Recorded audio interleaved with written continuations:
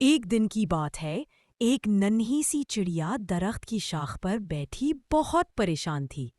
इसके घोंसले में छोटे छोटे बच्चे भूखे बैठे थे और खाने को कुछ न था। चिड़िया ने हिम्मत की और आसमान में उड़ान भरी। वो एक खेत में पहुंची जहां जमीन पर गंदम के दाने पड़े थे।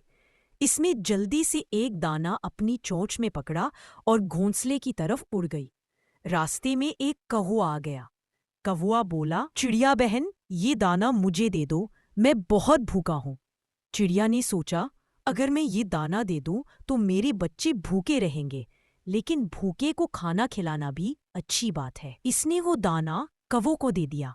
चिड़िया फिर वापस खेत में गई और एक और दाना उठाया। इस बार रास्ते में एक चूंटी मिली जो अपने बिल में खाने के लिए कुछ ले जा रही थी। चूंटी ने कहा, चिड़िया बहन, मेरा खाना रास्ते में गिर गया, क्या ये दाना मुझे दे दो?